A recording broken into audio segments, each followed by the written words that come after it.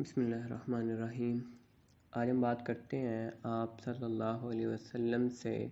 حضرت ابوبکر صدیق رضی اللہ تعالیٰ عنہ کی والہانہ محبت اور ان کی عقیدت، ان کی جان نثاری کا عالم۔ سب سے پہلی روایت جو اس سلسلے میں پہلا واقعہ ہم نے پڑھنا ہے وہ کچھ اس طرح ہے کہ جب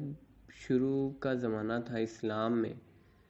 تو جو شخص بھی مسلمان ہوتا تھا وہ حتی الامکان یہ کوشش ہوتی تھی، حتی الامکان وہ اپنے اسلام کو چھپائے رکھتا تھا، اور آپ صلی اللہ علیہ وسلم بھی اسے چھپانے کی تلقین فرماتے تھے تاکہ کافروں سے اذیت نہ پہنچے، کسی قسم کی کوئی تکلیف نہ ہو۔ تو جب مسلمانوں کی تعداد تقریباً 40 کے قریب ہوئی تو حضرت ابوبکر صدیق رضی اللہ تعالیٰ عنہ نے رسول خدا صلی اللہ علیہ وسلم سے درخواست کی کہ اب اسلام کی تبلیغ ہم کھلے عام کریں گے اور علل اعلان کریں گے۔ تو پہلے تو آپ صلی اللہ علیہ وسلم نے انکار فرمایا، لیکن جب حضرت ابوبکر صدیق رضی اللہ تعالیٰ عنہ نے اصرار کیا تو آپ نے قبول فرما لیا اور سب لوگوں کو ساتھ لے کر مسجد حرام میں تشریف لے گئے۔ حضرت ابوبکر صدیق رضی اللہ تعالیٰ عنہ نے وہاں پہ خطبہ شروع فرمایا، اور یہ سب سے پہلا خطبہ ہے جو اسلام میں پڑھا گیا اور حضرت ابوبکر صدیق نے پڑھا۔ حضور صلی اللہ علیہ وسلم کے چچا حضرت امیر حمزہ بھی اسی روز جب پہلا خطبہ پڑھا گیا اسلام جو ہے وہ لے آئے تھے، مسلمان ہو گئے تھے۔ اب بھی خطبہ شروع ہی ہوا تھا کہ چاروں طرف سے جو مشرکین تھے وہ مسلمانوں پر ٹوٹ پڑے۔ حضرت ابوبکر صدیق رضی اللہ تعالیٰ عنہ کی عظمت اور شرافت ہم نے ابھی پیچھے بھی پڑھی تھی، مطلب اتنی زیادہ تھی مکہ معظمہ میں، لیکن اس کے باوجود مشرکین مکہ جو تھے انہوں نے آپ کو اس قدر مارا کہ پورا چہرہ، کان، ناک سب جو ہے وہ لہو لہان ہو گئے اور خون سے بھر گئے، اور ہر طرح سے آپ کو بہت مارا، یہاں تک کہ آپ جو ہے بے ہوش ہو گئے۔ حضرت ابوبکر صدیق کے قبیلے کے لوگ، بنو تمیم کے لوگوں کو جب خبر ہوئی تو وہ آپ کو وہاں سے اٹھا کر لائے، اور کسی کو یہ امید ہی نہیں تھی کہ مشرکین کی اس مار کے بعد آپ زندہ بچ سکیں گے۔ آپ کے قبیلے کے لوگ مسجد کعبہ میں آئے اور اعلان کیا کہ اگر ابوبکر صدیق اس حادثے میں انتقال کر گئے تو ہم ان کے بدلے میں عتبہ بن ربیعہ کو قتل کریں گے، کہ اس نے حضرت ابوبکر صدیق کے مارنے میں بہت زیادہ حصہ لیا۔ تو شام تک آپ جو ہے بے ہوش رہے، اور جب ہوش میں آئے تو سب سے پہلا لفظ یہ تھا، سبحان اللہ۔ انہوں نے اپنا نہیں پوچھا، انہوں نے سب سے پہلے ہوش آتے ہی کیا پوچھا؟ حضور کا کیا حال ہے؟ تو لوگوں نے آپ کو بہت ملامت کی کہ انہی کے ساتھ رہنے کی وجہ سے تو تم پر یہ مصیبت آئی ہے، اور دن بھر بے ہوش رہنے کے بعد بات کی تو سب سے پہلے تم پھر انہی کا نام لے رہے ہو، اور سب سے پہلے وہ کیوں نہ نام لیتے ان کا، کیونکہ ان کے خون کے ایک ایک قطرے میں آپ صلی اللہ علیہ وسلم کی محبت جو ہے وہ معجزن تھی۔ اب کچھ لوگ بد دلی کے سبب اور کچھ لوگ اس خیال سے ان کے پاس سے اٹھ کے چلے گئے، کیونکہ اب ان کو پتہ تھا کہ اب بولنے لگ گئے ہیں، ہوش میں آ گئے ہیں، تو اب آپ کی جان بچ جائے گی۔ جاتے ہوئے لوگ آپ رضی اللہ تعالیٰ عنہ کی والدہ محترمہ حضرت ام الخیر، جو کہ بعد میں مسلمان ہو گئی تھی، ان سے کہہ کر گئے کہ حضرت ابوبکر کے کھانے پینے کے لیے کسی چیز کا انتظام کر دیں۔ تو حضرت ام الخیر کچھ تیار کر کے لائیں اور کھانے کے لیے کہا، مگر حضرت ابوبکر صدیق کی وہی ایک آواز تھی، ایک ہی ان کی جو ہے وہ صدا تھی کہ آپ صلی اللہ علیہ وسلم کا کیا حال ہے، ان پر کیا گزری؟ تو آپ کی والدہ نے فرمایا کہ مجھے کچھ نہیں معلوم کہ ان کا کیا حال ہے۔ تو آپ نے فرمایا، حضرت ابوبکر صدیق نے، کہ آپ ایسا کریں کہ ام جمیل کے پاس جا کر دریافت کریں۔ ام جمیل جو ہے یہ اب حضرت عمر رضی اللہ تعالیٰ عنہ کی بہن تھیں، اور یہ جو ہے وہ اسلام قبول کر چکی تھیں۔ تو حضرت ابوبکر صدیق نے اپنی والدہ سے کہا کہ آپ ام جمیل کے پاس جا کر دریافت کریں کہ حضور کا کیا حال ہے۔ تو حضرت ام الخیر جو ہے وہ ظاہری بات ہے اب ان کے جو بیٹے ہیں جو اس حال میں ہیں اور وہ اس حال میں ایک درخواست کر رہے ہیں اپنی ماں سے، تو وہ کیسے ان کو پورا نہ کرتی۔ تو آپ چلی گئیں ام جمیل کے پاس اور محمد صلی اللہ علیہ وسلم کا حال دریافت کیا۔ اب ام جمیل جو تھیں وہ ابھی اس وقت تک اپنے اسلام کو چھپائے ہوئے تھیں، تو ان سے جب ام الخیر نے پوچھا تو انہوں نے ٹال دیا، کوئی واضح جواب نہیں دیا، اور کہا کہ اگر تم کہو تو میں چل کر تمہارے بیٹے ابو بکر صدیق کو دیکھوں کہ ان کا کیا حال ہے۔ تو انہوں نے کہا کہ ہاں چلو۔ تو حضرت ام جمیل جو ہیں وہ ان کے گھر گئیں اور حضرت ابو بکر صدیق کی حالت دیکھ کر وہ برداشت ہی نہیں کر پائیں اور رونے لگ گئیں۔ تو حضرت ابو بکر صدیق نے ان سے پوچھا کہ حضور صلی اللہ علیہ وسلم کا کیا حال ہے۔ تو حضرت ام جمیل رضی اللہ تعالیٰ عنہ نے آپ کی والدہ کی طرف اشارہ کرتے ہوئے فرمایا کہ وہ سن رہی ہے۔ تو آپ رضی اللہ تعالیٰ عنہ نے فرمایا کہ ان سے نہ ڈرو۔ تو ام جمیل رضی اللہ تعالیٰ عنہ نے کہا کہ حضور صلی اللہ علیہ وسلم بخیر و عافیت ہیں۔ آپ رضی اللہ تعالیٰ عنہ نے دریافت فرمایا کہ وہ اس وقت کہاں ہیں۔ تو حضرت ام جمیل نے پھر ان کو بتایا کہ وہ حضرت ارقم رضی اللہ تعالیٰ عنہ کے گھر تشریف رکھتے ہیں۔ تو حضرت ابوبکر صدیق کہنے لگے کہ اللہ کی قسم میں اس وقت تک کچھ بھی نہیں کھاؤں گا جب تک حضور کی زیارت نہیں کر لوں گا۔ تو اب حضرت ابوبکر صدیق کی والدہ بہت پریشان تھیں کہ آپ کچھ کھا پی لیں، مگر حضرت ابوبکر صدیق نے اب قسم کھا لی کہ جب تک میں حضور کی زیارت نہیں کر لوں گا میں کچھ نہیں کھاؤں گا۔ تو آپ رضی اللہ تعالیٰ عنہ کی والدہ نے لوگوں کے جو دن بھر وہ لوگوں کی آمد و رفت ہوتی تھی، تو آپ کی والدہ نے کہا کہ وہ جو ہے نا بند ہو لے، مطلب ہم شام کے ٹائم نکلیں گے جب کوئی دیکھ نہ پائے، کیونکہ یہ نہ ہو کہ آپ ہمیں کوئی دیکھ لے اور پھر جو ہے وہ کوئی اذیت پہنچائے۔ جب رات کا بہت سارا حصہ گزر گیا اور لوگوں کی آمد و رفت بند ہو گئی، تو حضرت ابوبکر صدیق رضی اللہ تعالیٰ عنہ کو ان کی والدہ محترمہ لے کر حضور اقدس صلی اللہ علیہ وسلم کی خدمت میں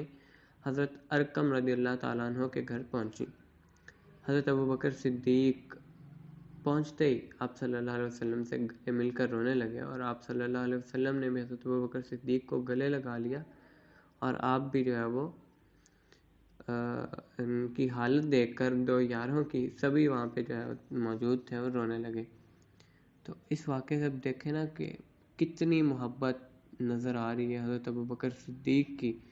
آپ صلی اللہ علیہ وسلم سے، اور آپ صلی اللہ علیہ وسلم کی بھی کتنی محبت نظر آ رہی ہے حضرت ابوبکر صدیق سے۔ پھر دوسرا واقعہ جو ہم نے آج پڑھنا ہے وہ حضرت اسامہ کے لشکر والا ہے۔ حضرت ابوبکر صدیق رضی اللہ تعالیٰ عنہ نے لشکر اسامہ کی تنفیذ کی۔ اب لشکر اسامہ کیا تھا؟ وہ یہ لشکر تھا کہ آپ صلی اللہ علیہ وسلم نے اپنی ظاہری حیات میں ہی اپنے عہد مبارک کے آخری دنوں میں شام کی طرف یہ لشکر روانہ کیا تھا۔ تو ابھی یہ لشکر تھوڑی دور پہنچا تھا کہ مدینہ طیبہ کے قریب مقام ذی خشب ہے، وہاں پہ ابھی پہنچا تھا کہ آپ صلی اللہ علیہ وسلم جو ہے وہ ان کا وصال ہو گیا۔ تو یہ خبر سن کر جو مدینہ کے اطراف کے عرب تھے وہ اسلام سے پھر گئے اور مرتد ہو گئے۔ تو صحابہ کرام رضی اللہ تعالیٰ عنہم نے جمع ہو کر حضرت ابوبکر صدیق رضی اللہ تعالیٰ عنہ پر زور دیا کہ آپ اس لشکر کو واپس بلا لیں، اس وقت اس لشکر کا روانہ کرنا کسی طرح کی مصلحت نہیں، اور مدینہ کے گرد و عرب کے جو کثیر تعداد میں طوائف ہیں وہ مرتد ہو گئے ہیں، مطلب آس پاس جتنے بھی لوگ ہیں، اور لشکر کو اگر ہم شام بھیج دیں تو یہ تو بڑا جو ہے وہ کام اور خراب ہو جائے گا۔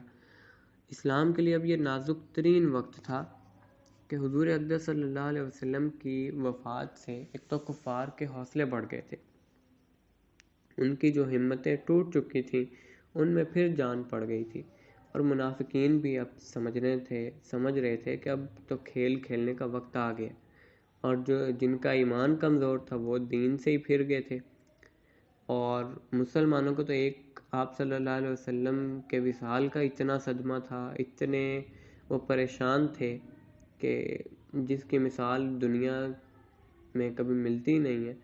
تو ان کے دل بھی گھائل ہیں، آنکھوں سے اشک جاری ہیں، کھانا پینا بھی انہیں برا معلوم ہوتا ہے، زندگی جو ہے وہ ایک ناگوار مصیبت نظر آ رہی تھی اس وقت۔ تو اس وقت حضور صلی اللہ علیہ وسلم کے جانشین کو نظم قائم کرنا، دین کو سنبھالنا، مسلمانوں کی حفاظت کرنا اور ارتداد کے سیلاب کو روکنا، تو سوچے تو کتنا مشکل کام تھا کہ حضرت ابوبکر صدیق پہ کتنا مشکل کام آیا کہ ایک تو ان کو اپنے دوست حضرت محمد صلی اللہ علیہ وسلم کے وصال کا غم، دوسرا پھر صحابہ کرام کو اتنا غم، پھر کچھ لوگ اسی حال میں مرتد ہو گئے، پھر کیا کیا جو ہے وہ اس وقت نہیں ہوا۔ باوجود اس کے رسول اللہ صلی اللہ علیہ وسلم کے روانہ کیے ہوئے لشکر کو آپ نے واپس نہیں بلایا، وہ واپس آ گئے تھے حضرت اسامہ، لیکن آپ نے حضرت ابوبکر صدیق نے ان کو جو ہے یہ کہا کہ اب قبائل عرب جو ہے یہ جنگ پہ آمادہ ہیں اور اسلام کی تخریب پہ درپے ہیں، اور جو کار آزما بہادر ہیں وہ میرے لشکر میں ہیں، ٹھیک ہے۔ اور آپ نے جو ہے وہ آپ کو صحابہ نے کہا کہ ایسے وقت میں جو یہ لشکر ہے حضرت اسامہ کا، انہیں روم بھیجنا اور ملک کو ایسے بہادر مردوں سے خالی کر دینا کسی طرح مناسب نہیں معلوم ہوتا۔ تو اب یہ حضرت ابوبکر صدیق کے لیے ایک نئی مشکل تھی کہ اوپر سے صحابہ کا پریشر بھی، کہ صحابہ کرام بھی اب سارے صحابہ ایک جیسے تو نہیں تھے نا ایمان میں، تو صحابہ کرام نے اعتراف کیا کہ اس وقت اگر حضرت صدیق کی جگہ کوئی دوسرا ہوتا تو ہرگز جو ہے وہ ثابت قدم نہ رہتا، مستقل نہ رہتا، اور اتنی یہ مصیبتوں اور یہ افکار کا یہ ہجوم